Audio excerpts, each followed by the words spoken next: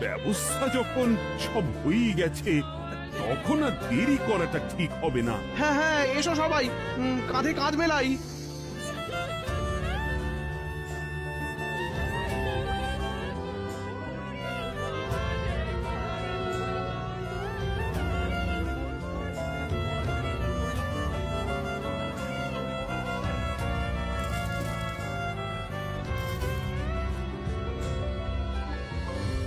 ও, এই দৃশ্য কিনা শেষে আমাকে দেখতে হলো, কিন্তু তবু আমার খুব জানতে ইচ্ছে করছে, বাচ্চারা ঘুড়ি ভর্তি মোহর অলংকার সব ছড়াতে ছড়াতে যাচ্ছে কেন? আর গোপালের হাত দুটোই বা ঘাট থেকে বেরিয়ে দুদিকে ঝুলছে কেন?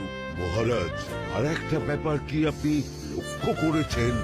কি বলতো? গোপালের দেহ হারা কাঁধে করে নিয়ে যাচ্ছে।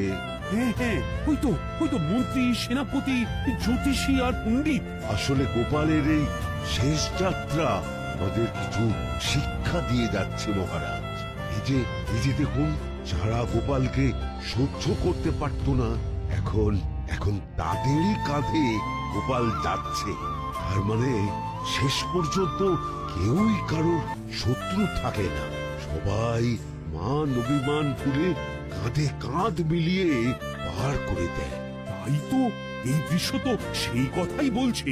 আর ওই যে মোহর আর অলংকার ছড়িয়ে যাচ্ছে, সেটাও বুঝিয়ে দেয় যে এই অর্থ, সমৃদ্ধি সবই ফেলে একসময় চলে যেতে হবে। কি ভীষণ সত্যি। দুটো খালি হাতও বুঝিয়ে দিচ্ছে, খালি হাতেই আমরা সংসারে এসেছিলাম, আর খালি হাতেই আমাদের যেতে হবে। এই চরম সত্যিটা আমি আগে বুঝিনি। গোপাল, তুমি মরে গিয়ে আমাকে চরম শিক্ষা দিয়ে গেলে। কিন্তু এখন শিক্ষা পেলেও গোপাল তো আর ফিরবে না।